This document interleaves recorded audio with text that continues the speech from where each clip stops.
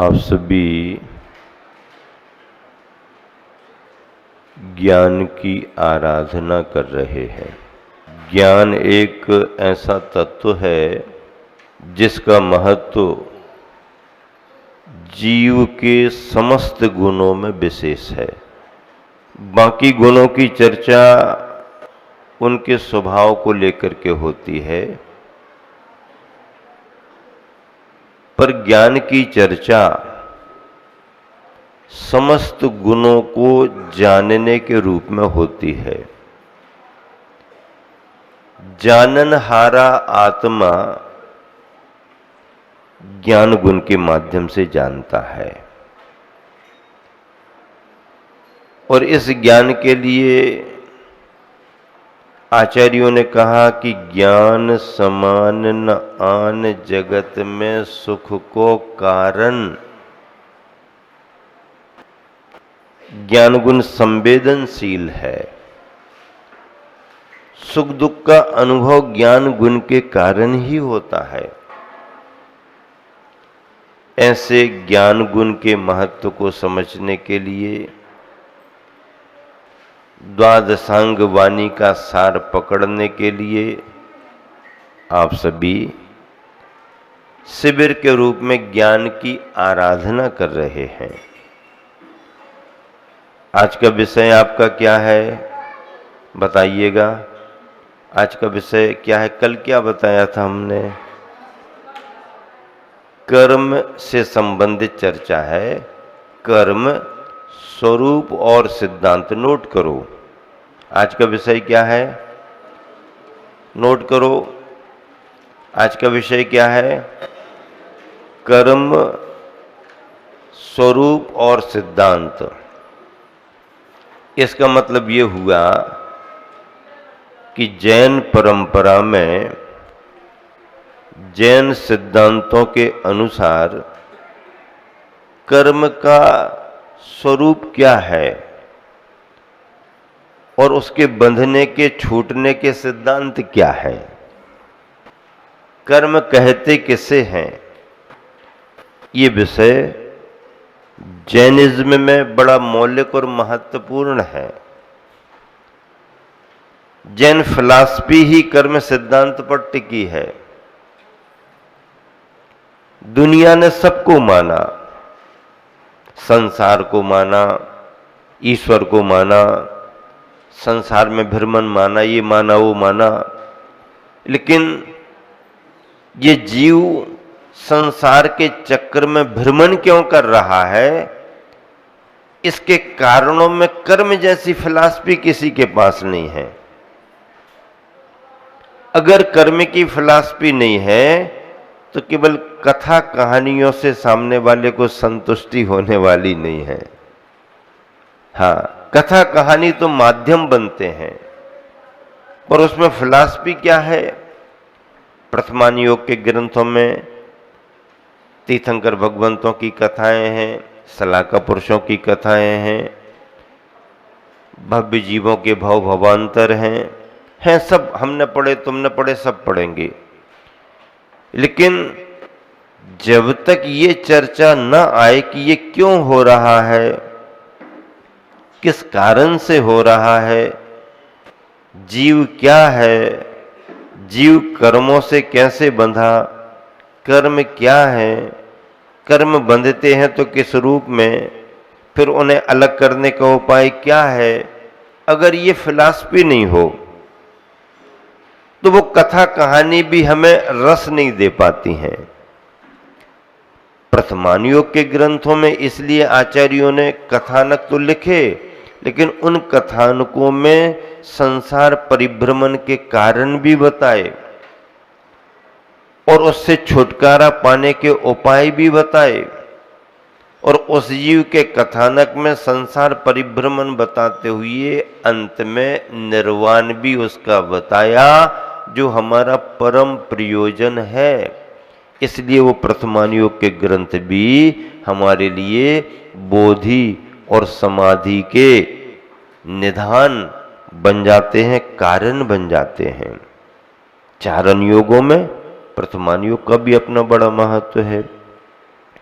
आज के दिन कर्म की प्रक्रिया, कर्म की परिभाषा, भेद भेदांतर, इन सबको समझना है। समय देख करके अपना विषय आगे बढ़ेगा। पेज नंबर निकालिएगा 113, जैन तत्वबोध, पृष्ठ नंबर 113। कर्म की परिभाषा क्या लिखी है ऊपर देखें। कर्म की परिभाषा, जीव के राग द्वेषादिक परिणामों के निमित्त से कार्बन वर्गणा रूप जो पुद्गल स्कंध जीव के साथ संबंध को प्राप्त होते हैं उसे कर्म कहते हैं। क्या कहा? जीव के राग द्वेषादिक परिणामों के निमित्त से। शुरुआत कहां से हुई? शुरुआत जीव से हुई, पुद्गल से शुरुआत नहीं हुई। धर्म धर्म आकाश काल का कोई इसमें काम नहीं। क्यों काम नहीं? क्योंकि 6 द्रव्यों में धर्म, अधर्म, आकाश और काल, ये चारों द्रव्य सदा शुद्ध ही परिणमन करते हैं। इनका अशुद्ध परिणमन कभी भी किसी भी अवस्था में होता ही नहीं है। ये विभाव परिणमन में आते ही नहीं है। कौन? 4 द्रव्य, धर्म, अधर्म, आकाश और काल। किंतु जीव और पुद्गल की स्थिति अलग है। जीव और पुद्गल ये स्वभाव परिणमन भी करते हैं और विभाव परिणमन भी करते हैं। जीव के अंदर विभाव भाव भी आते हैं, पुद्गल के अंदर भी विभाव परिणमन की योग्यता है। दोनों के कारण क्या है?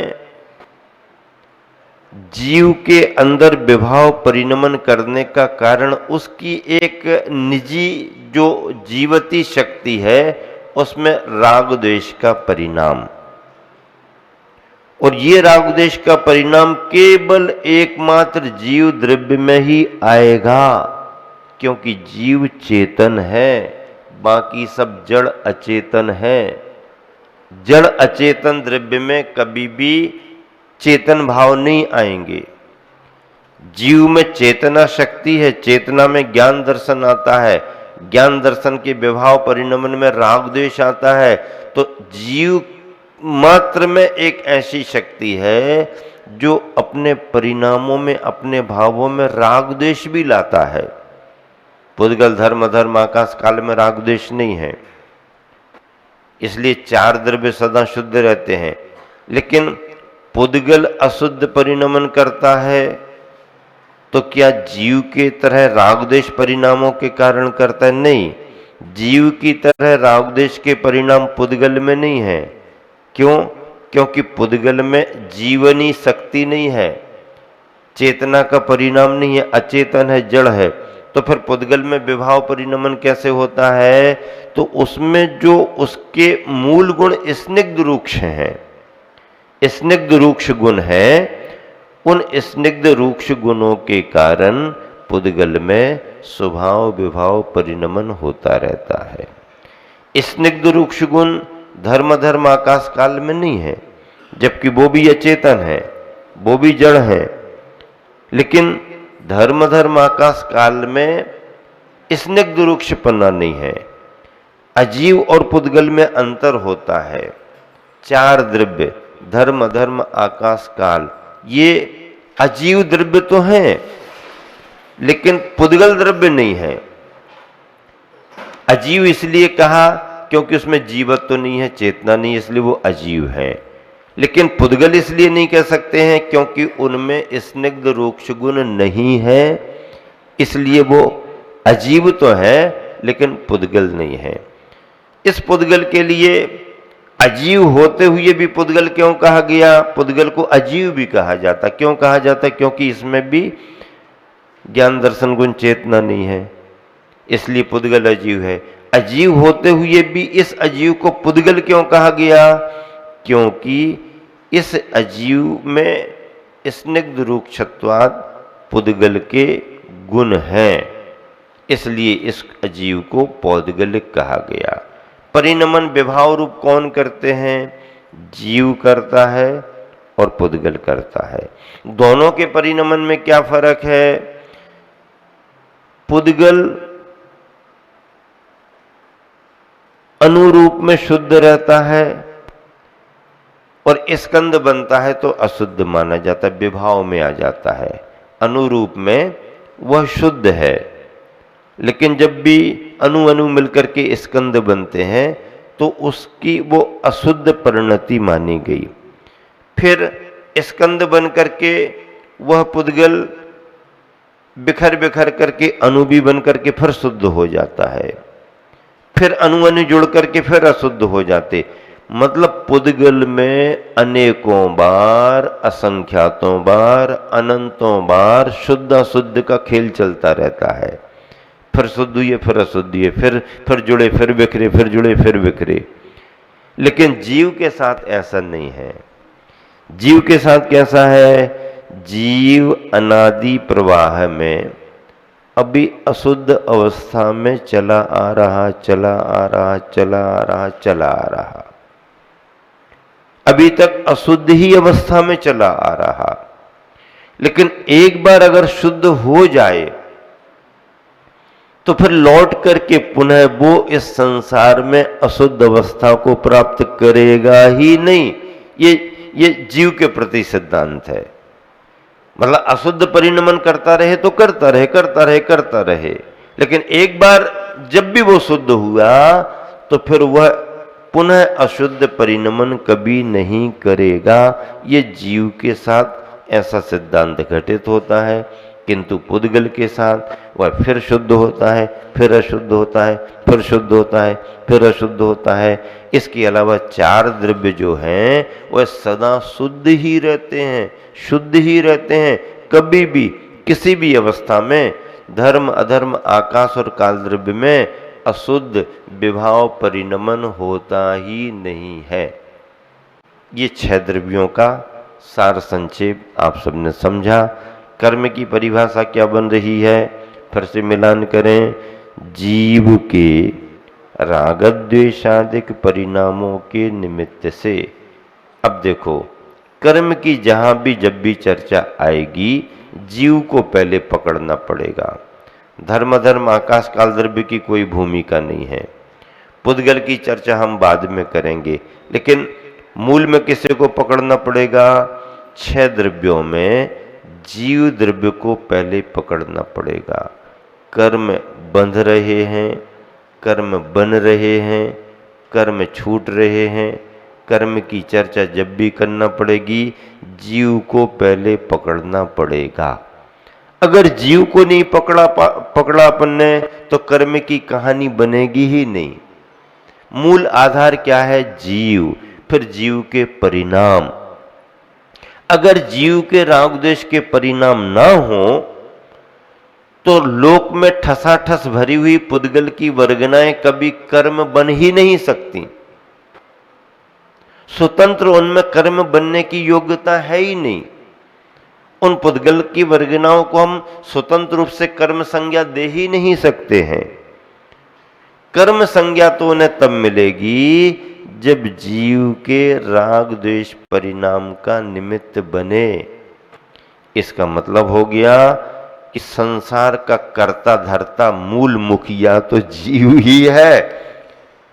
इसके बिना कोई रामायण है ही नहीं, इसके बिना कोई महाभारत है ही नहीं। मुख्य पात्र है ये तो।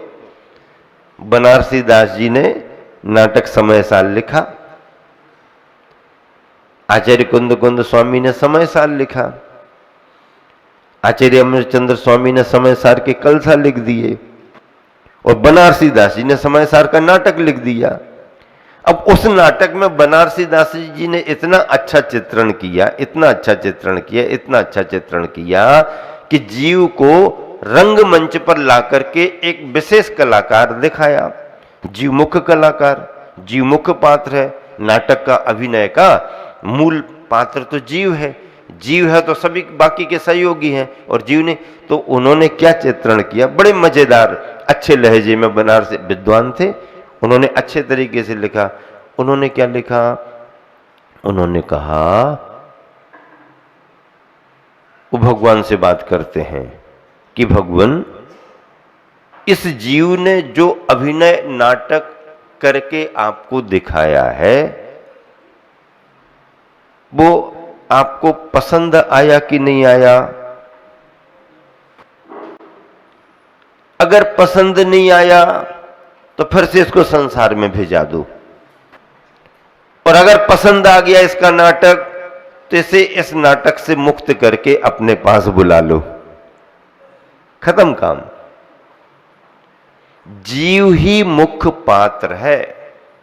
संसार के रंगमंच पर जो भी अभिनय हो रहा है, संसार के रंगमंच पर जो भी अभिनय हो रहा है, नाटक हो रहा है, प्रस्तुति हो रही है, उसका मुख्य पात्र कौन है? जीव। पुद्गल अपने आप में मुख्य पात्र नहीं है, पुद्गल तो सहयोगी पार्ट है। पुद्गल क्या है? सहयोगी पार्ट है। अगर जीव और जीव के राग द्वेष के परिणाम ना होते तो लोक में ठसाठस भरी हुई पुद्गल की वर्गनाएं कभी कर्म नहीं बन पाती, और जब कर्म नहीं बनती तो जीव से बंध को प्राप्त नहीं हो पाती, और बंध को प्राप्त नहीं होती तो ये संसार का नाटक फिर चल ही नहीं पाता। कर्म किसे कहा गया? जीव के राग द्वेषादिक परिणामों के निमित्त से। किसके निमित्त से? किसके निमित्त से? निमित्त क्या बना? कारण क्या बन रहा है? जीव के अंदर होने वाले राग द्वेष परिणाम। अब आप प्रश्न करो कि ये राग द्वेष के परिणाम होते कैसे हैं? तो वो तो जीव की स्वाभाविक शक्ति है, वो विकार, वो परिणमन चलता ही रहेगा संसार में। तो जीव के राग द्वेषादिक परिणामों के निमित्त से कार्बन वर्गना रूप इस लोक में ठसाठस जो पुद्गल की वर्गनाएं भरी हुई हैं, उनमें जिन वर्गनाओं को हम कार्बन कहते हैं, कार्बन वर्गना रूप जो पुद्गल के स्कंध जीव के साथ संबंध को प्राप्त हो जाते हैं, चिपक जाते हैं, बंध जाते हैं, उसे कर्म कहते हैं। उसे क्या कहते हैं? अब देखो, कर्म की ये फिलॉसफी है और जैन दर्शन की ये फिलॉसफी पूरी दुनिया को आश्चर्यचकित करती है। दिख कुछ नहीं रहा पर सिद्धांत पूरा काम कर रहा है।